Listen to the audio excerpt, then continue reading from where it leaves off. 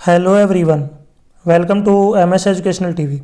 इस वीडियो में हम ईवीएस यानी कि इन्वायरमेंटल स्टडीज़ पर्यावरण अध्ययन के जो इंपॉर्टेंट क्वेश्चन हैं उनको डिस्कस करेंगे। यदि आपको और भी सब्जेक्ट के इंपॉर्टेंट क्वेश्चन की वीडियो देखनी है तो आप मेरे यूट्यूब चैनल के ऊपर जाके देख सकते हैं। फर्स्ट क्वेश्चन है, संपर्त्य मानचित्र से आपका क्या अभिप्राय है। संपर्त्य मानचित्र एक आकृति होती है जो संपर्त्यों में संबंध दर्शाती है। यह ज्ञान को संगठित करने तथा प्रदर्शित करने का आरेखित उपकरण है। संपर्त्यों को सामान्यतः बॉक्स या वृत्तों में प्रदर्शित किया जाता है तथा इनको तीर के निशान से संबंधित करके क्रमानुसार प्रदर्शित किया जाता है। भिन्न भिन्न संपर्त्यों के बीच इन संबंधों को प्रदर्शित करने की तकनीक को संपर्त्य मैपिंग कहा जाता है। एक संपर्त्य मानचित्र विचारों, बिंबों तथा शब्दों के बीच संबंध को दर्शाने का एक तरीका होता है।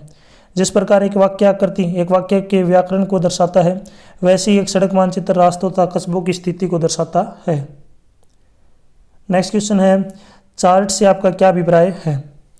चार्ट एक ऐसा दृश्य साधन है जिसमें रेखाओं, छोटी छोटी आकृतियों तथा शब्दों से तथ्य एवं विचारों को क्रमबद्ध संबंध स्थापित किया जाता है। विस्तृत सामग्री को संक्षिप्त रूप से व्यक्त करना चार्टों की महत्वपूर्ण विशेषता होती है।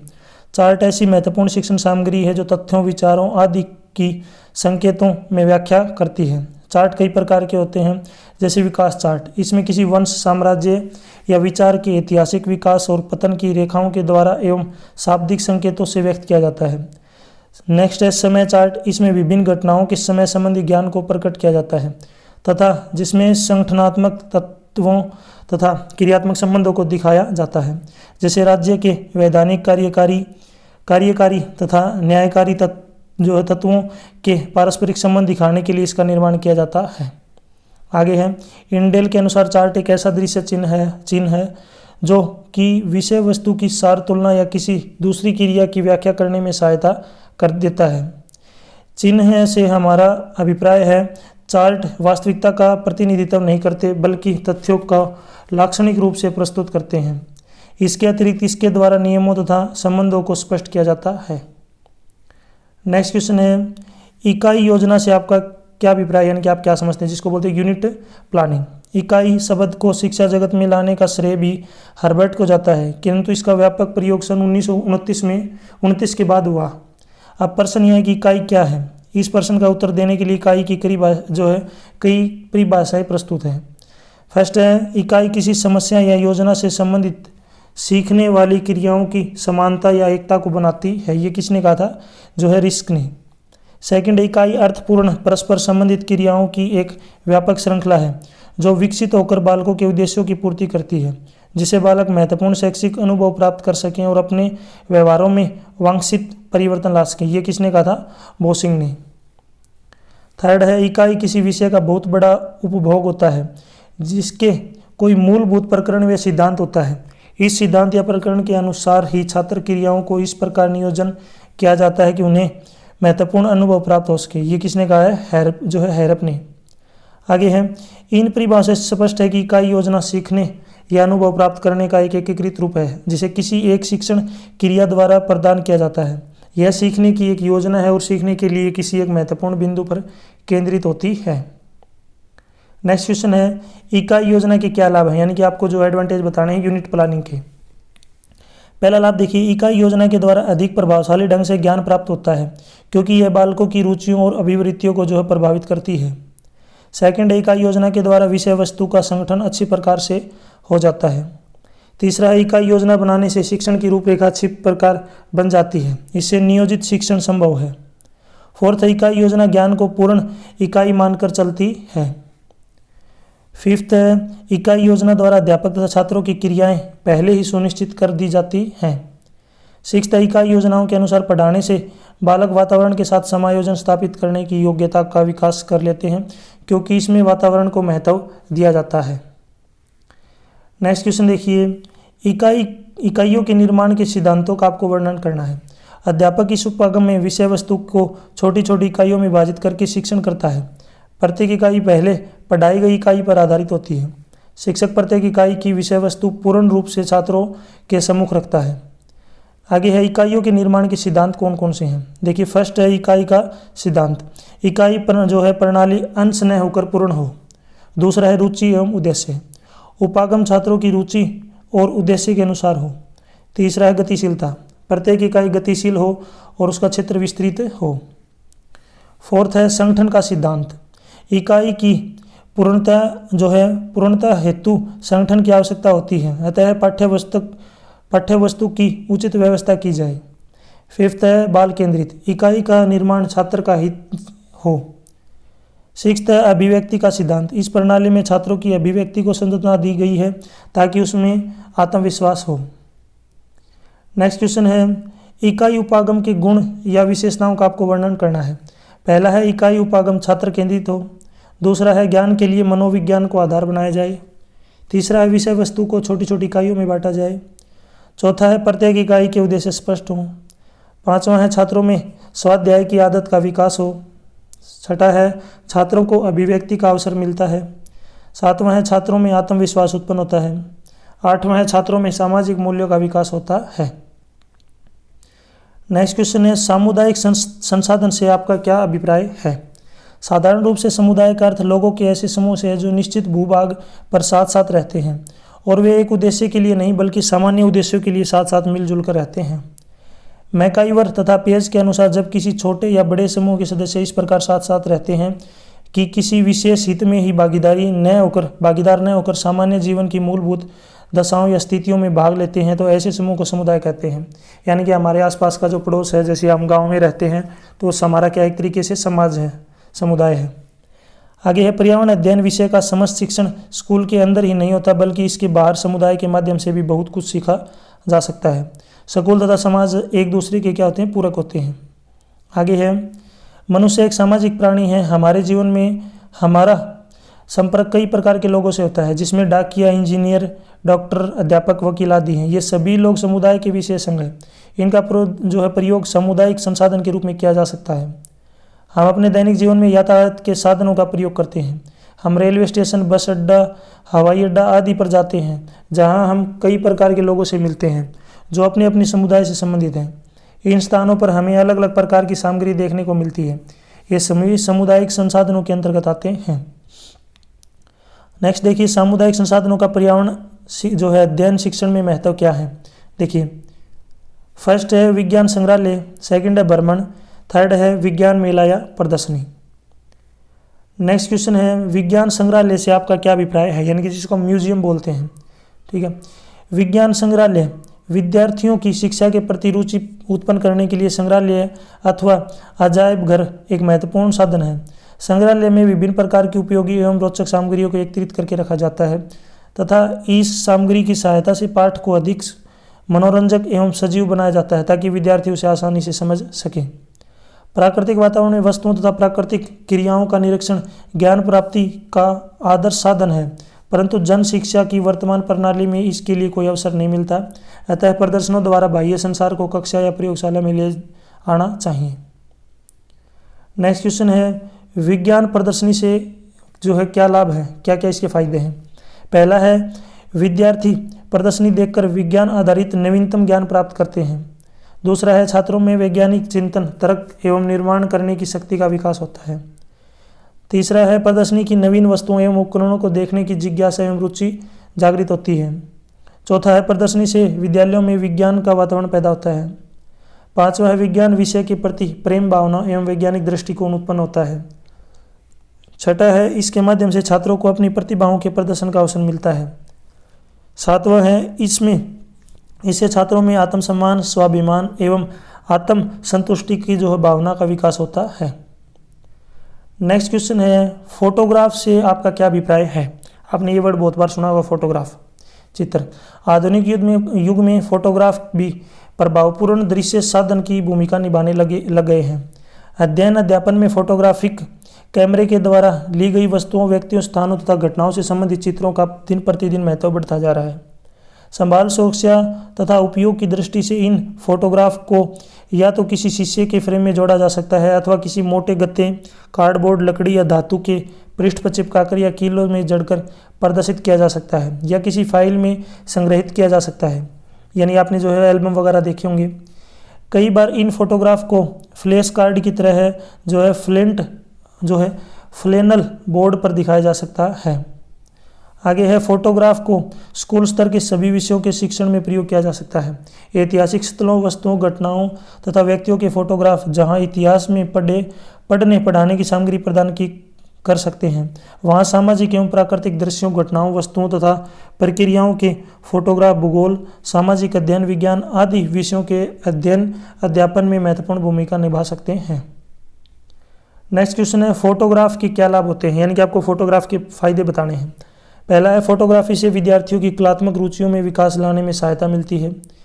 दूसरा है यह विद्यार्थियों की कल्पना शक्ति को विकसित करते हैं।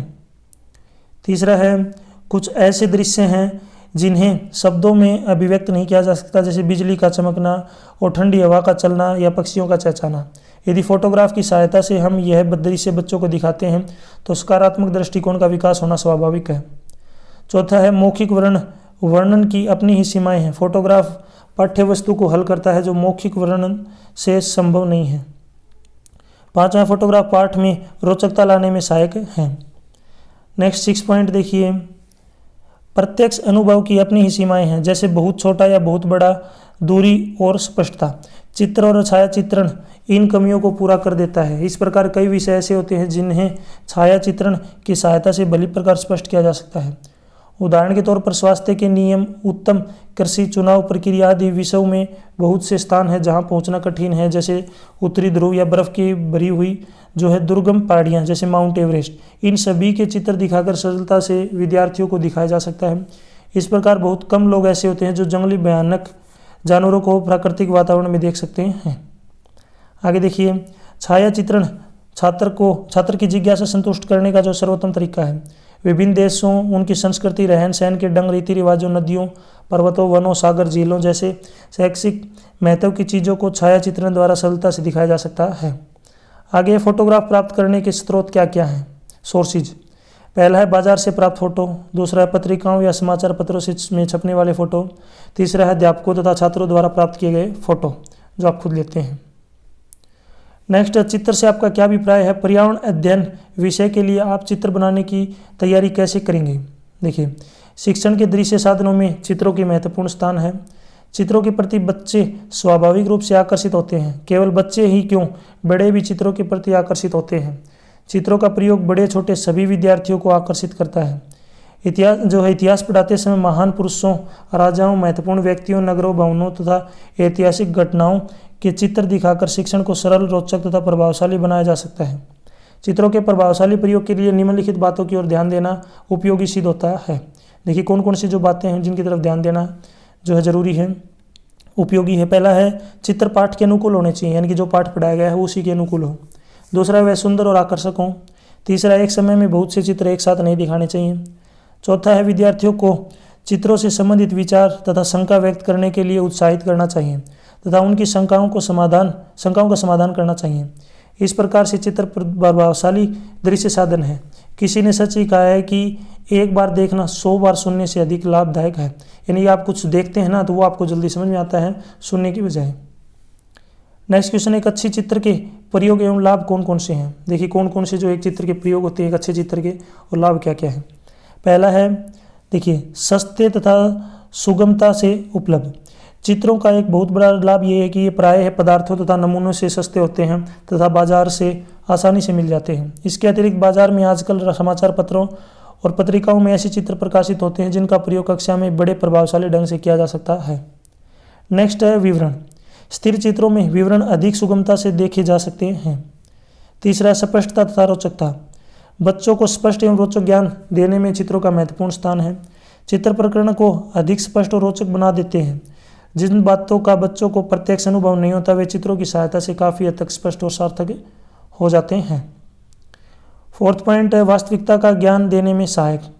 चित्रों का प्रयोग बालकों को वास्तविकता का ज्ञान देने में रुचि तथा प्रयास को जागृत करने, कल्पना शक्ति को विकसित करने तथा ग्रहण शक्ति को बढ़ाने के लिए प्रभावशाली ढंग से किया जा सकता है।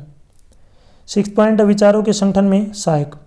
चित्रों द्वारा विद्यार्थियों के विचारों में शुद्धता, स्पष्टता तथा संगठन करने की शक्ति उत्पन्न की जा सकती है। नेक्स्ट क्वेश्चन देखिए, मानचित्र से आपका क्या अभिप्राय है। यह वर्ड आपने बहुत बार सुना होगा। देखिए मानचित्र की परिभाषा। साधारण प्रयोग में मानचित्र की परिभाषा इस प्रकार दी जा सकती है कि पृथ्वी या उसके किसी भाग का एक समतल पर उसी अनुपात में प्रदर्शन है, परंतु यह परिभाषा भूगोल शास्त्र में उसी समय ग्रहण की जा सकती है जब इसका पूर्ण रूप से विश्लेषण कर लिया जाए। इस परिभाषा से हमको ज्ञात होता है कि उसी चित्र को मानचित्र कहा जाएगा जो पृथ्वी या उसके किसी भाग को प्रकट करता है। मानचित्र के द्वारा मुख्यतः पृथ्वी या उसके किसी भाग को प्रकट किया जाता है। एक ही वस्तु को यदि भिन्न भिन्न स्थानों में देखा जाए तो वस्तु के रूप में अंतर हो जाता है। इसलिए यह प्रश्न उठता है कि पृथ्वी के किसी स्थान में से दिखाई जाने वाले रूप का मानचित्र में प्रदर्शन कैसे होता है। आगे देखिए, मानचित्र में सदैव पृथ्वी के उस रूप का प्रदर्शन किया जाता है जो उसके ऊपर से दिखने से प्रतीत होता है। ऊपर से दिखने पर प्रत्येक वस्तु चपटी अथवा केवल उसकी लंबाई या चौड़ाई ही दिखाई देती, ऊंचाई नहीं दिखती, आपको पता होगा। यही कारण है कि मानचित्र में मकान, पेड़ और पहाड़ इत्यादि की केवल लंबाई और चौड़ाई ही देखी जाती है। इन वस्तुओं का तीसरा नाम जो ऊंचाई मानचित्रों में स्पष्ट नहीं होती, यानी कि 2D दिखता आपको, 2 डायमेंशन, 3D नहीं दिखेगी। दूसरा प्रश्न यह है कि पृथ्वी पर या उसके किसी एक भाग पर हमको अनेक वस्तुएं जैसे कि पर्वत, पठार, नदी या नगर इत्यादि दिखाई पड़ते हैं। इन सब को समतल कागज पर किस प्रकार प्रकट किया जा सकता है? इसको प्रकट करने के लिए मानचित्र में अनेक चिन्हों का प्रयोग किया जाता है जो सर्वमान्य है। नदी, नगर, रेल, सड़क तथा पुल इत्यादि प्रत्येक वस्तु के लिए कुछ परंपरागत चिन्ह हैं। मानचित्र में केवल इन परंपरागत चिन्हों का ही प्रयोग किया जा सकता है, अन्य का नहीं। नेक्स्ट क्वेश्चन है, मानचित्र का क्या महत्व है, यानी कि इसकी इंपॉर्टेंस क्या है मानचित्र की। पहला देखिए, पाठ को रुचिकर बनाने में सहायक होता है। मानचित्रों की सहायता से पाठ को रुचिकर बनाया जा सकता है क्योंकि यह वास्तविक रूप दिखाने में मदद करते हैं। सर्वप्रथम सरल मानचित्र दिखाकर बच्चों की रुचि उसमें पैदा की जाती है। नेक्स्ट है उपयुक्त जानकारी। मानचित्र द्वारा पृथ्वी के धरातल से संबंधित भागों को प्रदर्शित किया जा सकता है। कौन सा स्थान किसी दूसरे स्थान से कितनी दूरी पर है, किसी विशेष फसल, खनिज, संपदा आदि का वितरण देश या संसार की दृष्टि से कैसा है। इस प्रकार की बहुत सी बातों की जानकारी प्राप्त करने की दृष्टि से मानचित्रों से उपयुक्त कोई साधन नहीं है। तीसरा, कठिन ज्ञान सरल बन जाता है। विभिन्न राज्यों की सीमाओं का ज्ञान, राजधानियों की जानकारी, महत्वपूर्ण स्थानों के विवरण को मानचित्र की सहायता से सरल ढंग से दिया जा सकता है। चौथा है, जलवायु तथा वनस्पति की जानकारी आदि के लिए किसी भी स्थान की जलवायु, वनस्पति आदि की जानकारी मानचित्र द्वारा सरलता से प्राप्त की जा सकती है। 5th पॉइंट देखिए, ऐतिहासिक घटनाओं में सार्थकता लाने के लिए मानचित्रों द्वारा ऐतिहासिक घटनाओं को विद्यार्थियों के समक्ष उपयोगी ढंग से पढ़ाया जा सकता है। नेक्स्ट क्वेश्चन है, बच्चों के बारे में प्रावर्तक पत्रिका किसे कहते हैं। देखिए, बच्चों से संबंधित प्रावर्तक पत्रिका से अभिप्राय है वह नोटबुक या कागज का टुकड़ा जिसका प्रयोग बालक अपने स्वयं के विचारों को लिखने हेतु इस्तेमाल करते हैं। इस प्रकार की पत्रिका लेखन से बालकों में अधिक संज्ञानात्मक कौशल के विकास को प्रोत्साहित किया जा सकता है।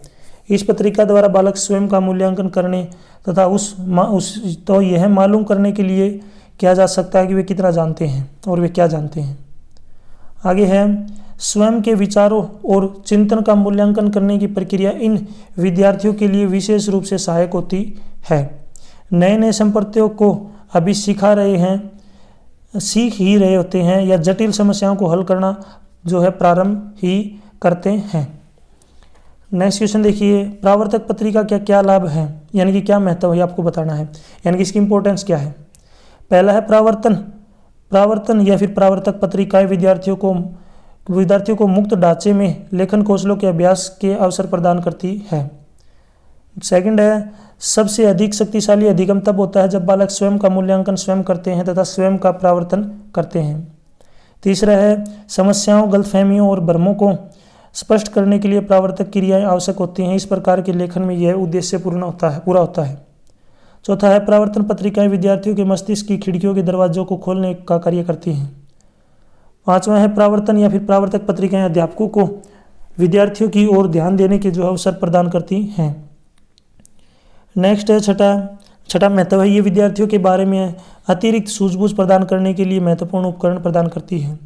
सातवां है, प्रावर्तन पत्रिकाएं इसलिए भी आजकल महत्वपूर्ण मानी जाती हैं ताकि इससे बालक को यह ज्ञान हो जाए कि वे क्या कुछ जानते हैं और वह अपने बोध में वृद्धि करने के लिए क्या कुछ कर सकते हैं या करना चाहते हैं। आठवां महत्व है, कम सफल अधिगमकर्ता या बालकों को यह भी मालूम पड़ जाता है कि उनके मस्तिष्क को किन किन आदतों के विकास की आवश्यकता है। 9वां है, बालक ने जो कुछ भी स्वयं का मूल्यांकन करके यह खोजा है कि उन्हें क्या कुछ आता है, उनका अपने अधिगम में सुधार लाने के लिए योजना बनाने में जो प्रयोग किया जा सकता है। ये सभी इसके महत्व हैं। नेक्स्ट क्वेश्चन है, प्रावर्तक पत्रिका के प्रबंध की प्रशंसित टिप्पणी लिखिए, यानी कि किस तरीके से प्रबंध किया जाएगा, मैनेजमेंट कैसे करेंगे। तो पहला है प्रावर्तन पत्रिका। देखो प्रावर्तक और प्रावर्तन दोनों ही वर्ड यूज कर रखे हैं, तो आपको डाउट नहीं रहना चाहिए। प्रावर्तन पत्रिका को किसी लिफाफे या जिल्द आदि नोटबुक में या स्पाइरल नोटबुक में रखा जा सकता है। स्पाइरल आपको सुना होगा, जैसे आपने नोटबुक देखी होगी, जो इस तरीके से उनके जो है ये स्पाइरल आते हैं, प्लास्टिक की आती है ना। आगे है, प्रावर्तन पत्रिका को उपरोक्त ढंग से रखने के परिणाम स्वरूप विद्यार्थी उसे रिव्यू कर सकते हैं तथा उन पर निगरानी रख सकते हैं। तीसरा है, पत्रिका ही हर प्रविष्टि की पहचान के लिए किसी प्रणाली को निर्धारित करना चाहती है। चौथा है, विद्यार्थियों के ग्रेड स्तर के अनुसार पत्रिका को ऐसे स्थान पर रखें जहां पर सुगमता से प्राप्त किया जा सके। विद्यार्थियों को यह मालूम हो कि उनकी पत्रिका कहां पर मिलेगी। पांचवा है, पत्रिका के वितरण तथा उन्हें एकत्रित करने के लिए किसी स्पष्ट प्रणाली को निर्धारित करें। छठा है, यह अधिक उपयुक्त होगा यदि विद्यार्थी पत्रिकाओं को व्यक्तिगत रूप से कहीं रखें, यानी कि खुद कहीं पे जो उनको संभाल के रखें। यहाँ तक जो वीडियो अपनी कंप्लीट हो चुकी है, वीडियो अच्छी लगी है तो इसको लाइक करें, अपने दोस्तों के साथ जरूर शेयर करें। इसी टाइप की और भी जो है नॉलेजेबल वीडियो देखने के लिए आप मेरे यूट्यूब चैनल के ऊपर बने रहें। मुझे फेसबुक, इंस्टाग्राम और टेलीग्राम पे फॉलो करने के लिए आपको इसी वीडियो के डिस्क्रिप्शन में लिंक मिल जाएगा, वहाँ से आप मुझे डायरेक्ट फॉलो कर सकते हैं। साथ ही साथ यदि आप प्रीवियस ईयर के question paper, exam notes, lesson plan और प्रैक्टिकल फाइल की जो PDF डाउनलोड करना चाहते हैं, तो इसी वीडियो की डिस्क्रिप्शन में आपको वेबसाइट का लिंक मिल जाएगा, वहाँ से आप इनको डाउनलोड कर सकते हैं। Thanks for watching.